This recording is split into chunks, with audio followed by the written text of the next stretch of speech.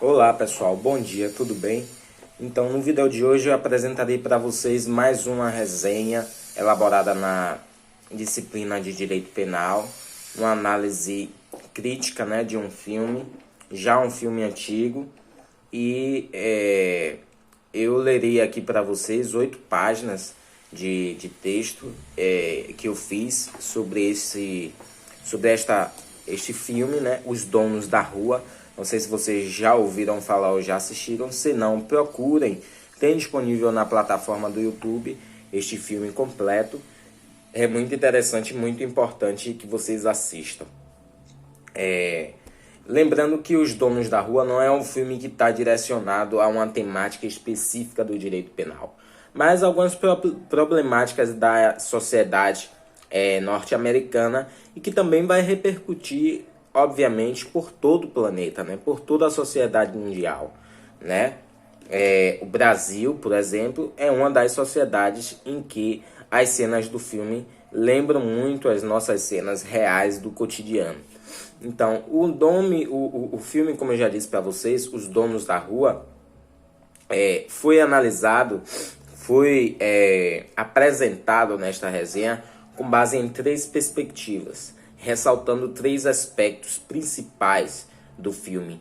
Essa foi uma solicitação do professor orientador da disciplina, que a gente analisasse minuciosamente questões gerais e específicas ligadas ao racismo, ao tráfico de drogas e à inadimplência do Estado para com determinadas comunidades.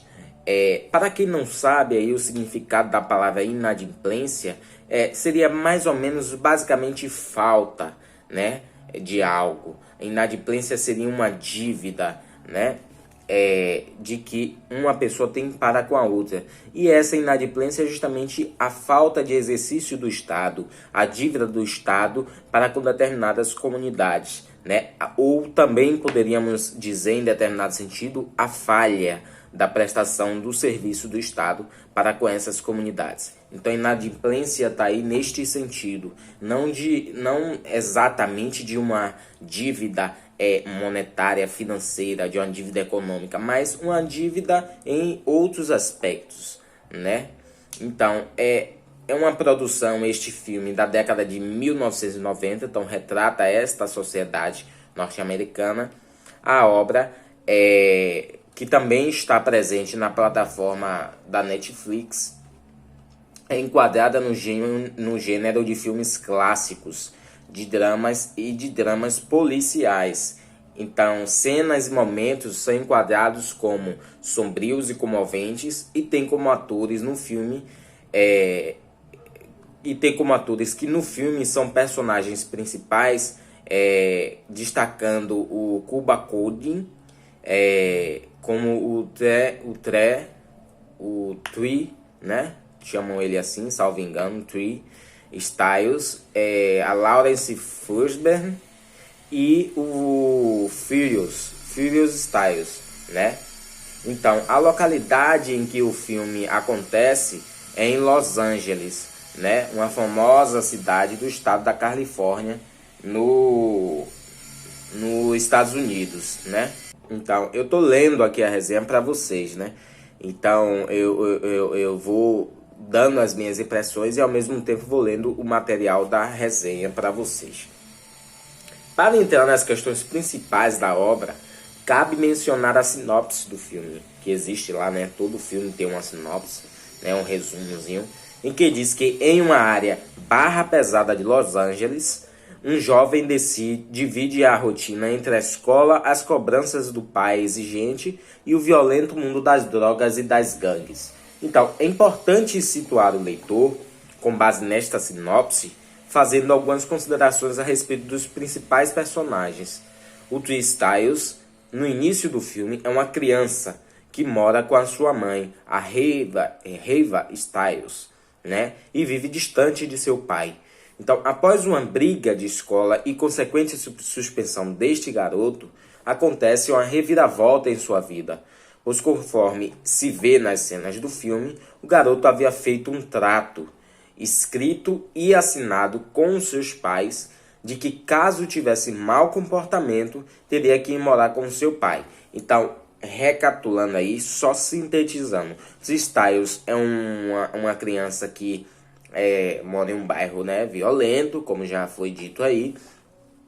Ele mora com a mãe dele, não mora com o pai, e eles fizeram um acordo um acordo assinado, né, acordado tacitamente, expressamente, de que se ele não se comportasse, o Tree, em seu colégio, em que ele estuda próximo, né, à residência que ele mora com sua mãe, se ele não se comportasse, ele iria ser mandado para residir, para morar com seu pai, né? Então, observe-se que no decorrer das breves narrações e contextualização, ficarão evidenciados tanto o gênero do filme, mencionado acima, quanto a interseccionalidade das vertentes trabalhadas nesta resenha, né? Racismo, tráfico e inadimplência do Estado para com determinadas comunidades. Interseccionalidade é, neste sentido aí, a interrelação, né? O relacionamento e a influência, né? O cruzamento entre essas três problemáticas observadas no filme: tráfico, racismo e inadimplência do Estado. Então, uma das cenas inaugurais do filme que chamam a atenção do público é o diálogo entre pai e filho após uma invasão na casa que eles estavam. Então, na cena, Furious percebe a presença de uma pessoa dentro de sua casa e, armado, tenta acertá-la na cabeça, mas não se sabe do paradeiro dela, pois ela some na cena. Então, Furious é aí o pai dessa criança, e ele, ao perceber que tinha, né, um marginal, um ladrão dentro de sua casa querendo roubar algo, ele não sabe até o que é que fazer, violentá-lo, né? Estava dentro de sua casa, ele pega a sua arma e tenta atirar para acertar essa pessoa, mas a pessoa não é mais vista na cena do filme. Então, no diálogo, o filho diz ao pai: deveria ter matado. E o pai o responde: não diga isso. Eu só teria contribuído para a morte de mais um negro. Então, você já começa aí com essa abordagem da questão racial, né? Uma problemática. E reclama da demora da polícia para chegar depois do ocorrido. Então, depois de toda esse acontecimento, ainda há a demora da polícia para chegar ao ocorrido. E aí, se vocês já perceberam, já começa-se a criticar, né, a fazer uma crítica, né, expressa a demora daquele que representa o Estado, que é a polícia, né? Então, já aí presente a inadimplência do Estado nas comunidades. É possível extrair desse diálogo duas observações: a contribuição não querida para a morte de mais um negro, como dito pelo Furious, e a lentidão da polícia para chegar ao local do fato, que a sua moradia corresponde à inadimplência do Estado para aquela comunidade. Outra cena que é digna de destaque ocorre quando Trey e seus amigos passeiam pela rua e comentam o acontecido na noite anterior da casa dele. Um dos amigos pergunta com curiosidade qual a arma do pai dele, e ele responde que acha que é uma Magnum 357. Um outro amigo diz que tem uma 22 dada por seu irmão antes de ir preso. Este ainda acrescenta que a arma está embaixo de sua cama e pergunta se os colegas querem ver esta arma. Resta claro que a presença da arma de fogo na comunidade é uma realidade. Este assunto será tratado com mais detalhe em seguida. Em outro momento do filme, Furious diz para Tree, o pai, né, diz para o filho: nunca entre no exército, Tree. Os negros não têm lugar lá. Esta fala é carregada de discussões importantes, muito importantes, digamos que estruturais, que também será discutido nesta resenha. Segue uma passagem marcante da obra, principalmente pela característica didática empregada pelo personagem protagonista da cena, Furious, com os coadjuvantes, seu filho, o amigo, um idoso e outros jovens que se aproximaram de uma praça. As palavras próprias do personagem Furious diz: olhe bem para esse outdoor. O que está escrito? Dinheiro para a sua casa. Sabe o que é isso? Eu estou falando da mensagem, o que ela representa. Isso se chama enobrecimento. Acontece quando abaixam o valor imobiliário de uma área. Eles abaixam o valor do imóvel, compram a terra a preço de banana, expulsam as pessoas, aumentam o valor do terreno e vendem com muito lucro. O que nós temos que fazer é manter tudo sob o controle negro. Controle negro. E aí a fala é pausada. Propriedade negra com dinheiro negro. Como acontece com os judeus, os italianos, os mexicanos e os coreanos. Um idoso interfere. Não são as pessoas de fora que fazem baixar o preço dessa zona. São eles, matando uns aos outros, vendendo crack e outras porcarias, referindo-se ao grupo de jovens que riem da fala deste idoso. Furioso então diz: e como é que você acha que o crack entra nesse país? Negro não tem avião. Negro não tem barco. Não somos nós que importamos toda essa porcaria para cá. Eu sei que cada vez que a gente liga a TV, é só isso que a gente vê. Negros fumando crack, vendendo crack e traficando. Mas isso não era problema enquanto era só aqui. Não era problema até aparecer em Iowa ou em Wall Street, onde praticamente não existem negros. E se quiserem falar de armas de fogo, porque acham que existe uma loja de armas de fogo em quase todas as esquinas dessa comunidade? Eu vou dizer, pela mesma razão que existe uma loja de bebida em quase todas as esquinas dos bairros negros. Por quê? Porque eles querem que nos matemos. Se for em Beverly Hills, não verá isso. Ou eu estou enganado. Querem que nos matemos uns aos outros. Para destruir um povo, basta apenas atacar a sua capacidade reprodutiva. Quem morre nessas ruas quase todas as noites? Aponto para os jovens negros. Conclui aconselhando um jovem que participara do diálogo a pensar no futuro dele. Feita essa transcrição da cena do filme, que para mim é muito importante, fica muito claro a complexidade das falas, né? Como já dito, são problemas estruturais, né? Usa-se o plural para abarcar as questões que circundam de mãos dadas, a falar do tráfico de drogas, do racismo, da inadimplência do Estado nas comunidades.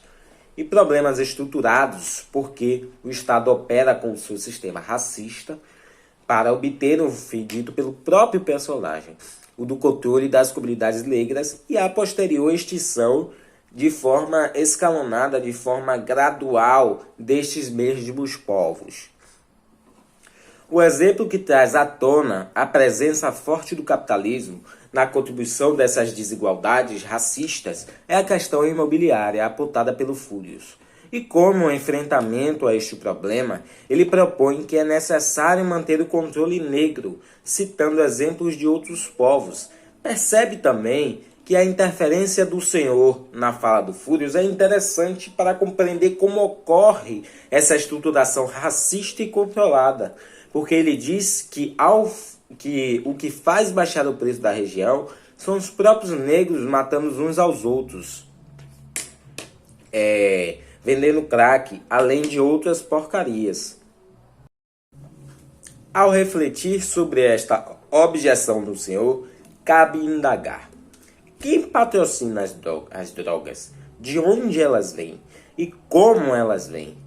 Pois bem, nota-se que esta venda de drogas e as mortes de pessoas negras daquela região específica são provocadas pelo próprio sistema racista, sempre para obter controle e dizimação do povo negro.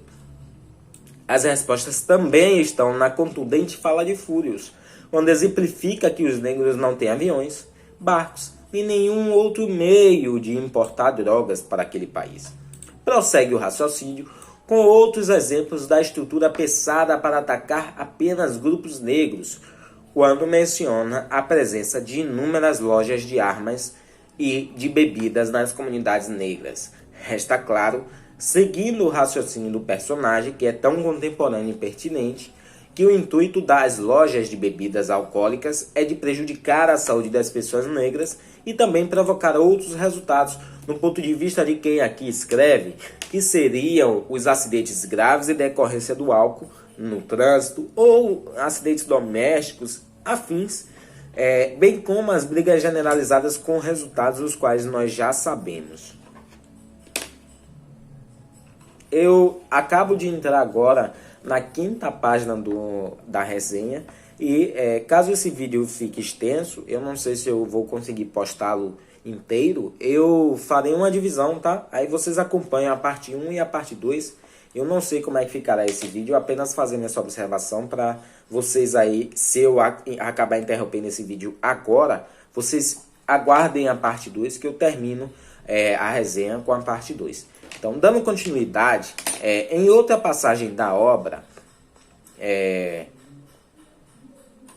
na verdade não, eu pulei um parágrafo. No que se refere às armas, trata-se também de outro mecanismo utilizado por essa estrutura para controlar e dizimar indiretamente povos negros. Como dito por Fúrios, porque eles querem que nos matemos. Querem que nos matemos uns aos outros. Para destruir um povo, basta apenas atacar a sua capacidade reprodutiva. E morre nessas ruas, quase todas as noites. A resposta é clara, são os negros. Em outra passagem da obra, quando o grupo dos amigos do Tree estão reunidos em um lugar público, onde vários jovens se divertem, acontece uma provocação de outro jovem a empurrar o amigo Tree, que é defendido pelo seu irmão Dog Boy, que estava armado. Ao demonstrar a arma na cintura, intimida o outro grupo, que logo vai embora. Não obstante, segundos depois desse desentendimento, o rapaz que havia provocado o grupo de Tree dispara inúmeros tiros para o alto de uma metralhadora. No caminho para casa, Tree diz para o amigo uma frase muito real daquele contexto e que também é contemporâneo na vida de jovens negros. Vou cair fora de Los Angeles. Não dá para ir para lugar nenhum sem correr o risco de levar um tiro. Completo que isso se dá por causa da vulnerabilidade constante que o negro está inserido, que é a de levar um tiro, seja por uma briga generalizada, seja por vingança, seja por engano, seja pela própria força policial e etc. O que se pode afirmar é que constantemente o jovem negro está correndo o risco de ter sua vida ceifada.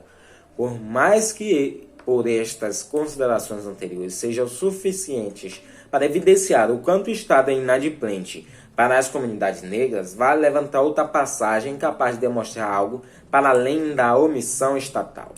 Neste meio tempo do caminho de Tree e seu amigo para casa, a cena mostra-os sendo seguidos pela polícia e sendo convocados a pararem o carro, e assim o fazem. É bom que o leitor e o telespectador despertem a atenção para esta passagem sombria e comovente que reflete o Estado atuando ativamente na dizimação dos povos negros. Quem os abordam é um policial negro, o mesmo que participara da ocorrência no início do filme, no caso do assalto na casa do pai de Tree. Lembram lá o caso da casa de assalto em que o Furious, o pai de Tree, ele dá um tiro na casa e depois a polícia demora a chegar e tal. É o mesmo policial. Então, este policial abordou Tree e perguntou se estava carregando drogas ou armas e teve respostas negativas às duas perguntas. Daí, o policial disse as seguintes palavras: pensa que é durão, é? E coloca a arma no pescoço do jovem, que começa a chorar. Ainda diz: por isso escolhi essa profissão. Odeio caras como você. Vocês negros não valem nada. Acha que é durão? Eu poderia explodir sua cabeça e você nem poderia fazer nada. Como se sente agora, hein? De que território vocês são? Parece ser daquelas gangues de Question. E o interrogatório é repentinamente interrompido por uma comunicação da própria polícia, e os policiais acabam liberando os jovens negros, Tree e seu amigo Rick. Nesse contexto, o que resulta daquela abordagem para os jovens é o medo, as lágrimas nos olhos do Tree e a revolta, muita revolta. Cenas como aquela comovem muitos telespectadores, outros não, e talvez escritos sobre o mesmo contexto também. O que importa destacar de início é acerca do papel do Estado nessa prática. Como supracitado, o abordado foi exemplo típico do único momento em que o Estado aparece nessas determinadas comunidades. Como aparece e para que aparece. Note que a polícia representa o Estado. E isso vocês já sabem, né? Quando se pede, por exemplo, que discuta a inadimplência do Estado para com as comunidades, associando isso ao tráfico de drogas e ao racismo ao mesmo tempo, podemos estar falando desta inadimplência desde as questões políticas até as questões jurídicas, desde as questões educacionais até as questões de saúde. Ao colocar a instituição polícia na discussão, é possível debater essa presença ou a não presença deste Estado em determinadas localidades. Quando a polícia demora de chegar no local do fato, como mencionado lá no início do filme, verifica-se, pois, que há omissão do Estado naquelas regiões, propositadamente ou não. Por outro olhar, é possível notar como age o Estado nos casos de abordagens aos sujeitos pertencentes a essas comunidades, como já citado acima, de forma violenta, racista, preconceituosa e com muito ódio. Importante também convidar você, leitor e telespectador aqui do canal, e que vá, porventura, assistir o filme, né? Convidá-los a visualizar a figura daquele policial negro. Ora, diz ele em suas palavras que odeia caras como o jovem negro e que pessoas como ele não valiam nada, além de deixar claro que poderia explodir a cabeça dele e ele não faria nada. Comovente é pouco este adjetivo. Adjetivos capazes de definirem estes atos não existem na minha concepção. Cabe-se refletir e compreender sobre esta questão posta em que um policial negro integra a uma instituição do Estado e o seu trabalho é, no caso narrado, oprimir as pessoas negras. Para além disso, um massacre psicológico, né? Massacrar o psicológico do jovem negro, quando não optam por explodir a cabeça, como bem disse o policial negro no momento da abordagem. Sem mais delongas, prestes a concluir, cito as últimas cenas, também chocantes, que são as vinganças que ocorrem entre um grupo e o outro. Um grupo rival dos amigos de Tree atira em Rick, irmão de Dog Boy. Também menciono a forma breve que este personagem, Rick, estava prestes a entrar na universidade. Por sua morte, o seu irmão, que portava a arma, vai vingar a morte de Rick e executa os 3 envolvidos na morte do irmão. Nas cenas finais, é divulgado, em forma de notícia, pelo narrador que o Dog Boy, aquele que vingara a morte do seu irmão, tinha sido assassinado 2 semanas depois desta vingança. Eu estou chegando quase ao final, eu vou ler um pouquinho mais devagar, eu estava lendo muito rápido, leio muito rápido esse tema, porque, né, para o vídeo não ficar extenso para vocês, mas é importante a gente discutir esse tema. São temas muito atuais, muito importantes, que a gente tem que continuar a discutir sempre, né? Um detalhe importante: estes acontecimentos também deixam claro a inadimplência do Estado para com estas comunidades. Hipoteticamente, afirmar que as omissões do Estado, as não intervenção em guerras de gangues, sejam justamente para alcançar e propiciar aquilo que foi dito pelo personagem Furious nas falas já citadas, quais sejam o objetivo porque eles querem que nos matemos uns aos outros. Para destruir um povo, basta apenas atacar a sua capacidade produtiva. No fim, o personagem principal, Tree, no outono, ingressa na Universidade Morehouse, em Atlanta, na Geórgia, né, no estado da Geórgia. Também é dita a seguinte mensagem no término do filme: espalhem a paz. Desta feita, este filme proporciona debates e outros escritos bem alongados, tanto pela densidade dos temas apresentados, quanto pela pertinência, né, e atualidade. Temas como estes, tão emergentes a nossas sociedades, não podem ser evitados, muito menos silenciados. Então, vejam que um comentário bem rápido, porque o vídeo já está extenso.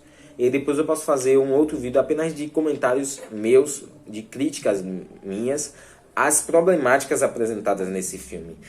Um último comentário, né? Vejam o quanto estas cenas da década de 90, ocorridas na América, né? Aqui nas Américas, nos Estados Unidos, mais especificamente na América do Norte, vejam o quanto isto é atual em nossa sociedade brasileira, né? Vejam o quanto isto é ainda um problema que não tem data para o fim, para o término. Vejam o quanto isso ainda é noticiado, estes fatos de guerras, de mortes violentas de pessoas jovens e negras, de comunidades periféricas, né? Enquanto isso ainda é um tema muito atual e muito problemático. Eu deixo aí a reflexão para vocês. É um tema que não acaba a discussão. Não acaba as escritas acadêmicas, as discussões doutrinárias, acadêmicas, né? Do próprio ramo jornalístico também, não acabam. Cada dia mais só faz aumentar o número das notícias, só faz aumentar as discussões. E nós devemos continuar discutindo e sendo combatentes deste mal, né, que existe em nosso século ainda. Então, eu agradeço por vocês assistirem até aqui esta reflexão, esta passagem desta resenha. Peço a vocês que comentem aí o que acharem pertinente comentar. Façam sugestões aí, digam se conseguiram entender alguma coisa, digam se eu li muito rápido ou se foi compreensível. Voltem o vídeo desde o início para compreenderem. Vão lá na Netflix ou no YouTube assistirem o vídeo novamente, tá? Eu agradeço aí a vocês. Até o próximo vídeo.